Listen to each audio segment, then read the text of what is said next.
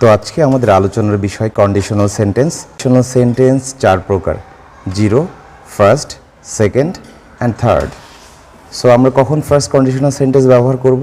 যখন চিরন্তন সত্য বা বর্তমানে সবসময় ঘটে এমন কাজ বোঝায়, এমন শর্তযুক্ত বাক্যগুলোই আমরা জিরো কন্ডিশনাল সেন্টেন্সে নিয়ে যাব।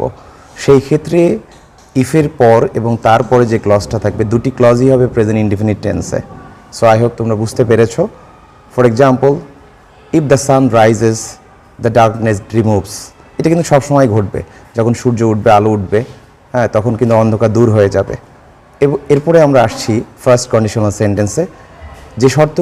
যে শর্তযুক্ত বাক্য দ্বারা ভবিষ্যতে ঘটবে এমন কাজ বোঝায়, ফিউচার টাইম বোঝাবে, সেই কন্ডিশনাল সেন্টেন্সগুলো আমরা ফার্স্ট কন্ডিশনাল সেন্টেন্সে ব্যবহার করব।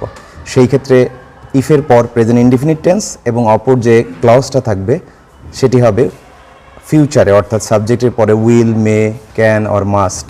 যদি এই ক্লজটা অ্যাক্টিভ ভয়েসে হয় তাহলে ভার্বের base form, and passive voice হলে ভার্বের বি প্লাস ভার্বের থার্ড ফর্ম ব্যবহার করব। সো হোপফুলি তোমরা জিরো এবং ফার্স্ট কন্ডিশনাল সেন্টেন্সটা বুঝতে পেরেছো। থ্যাংক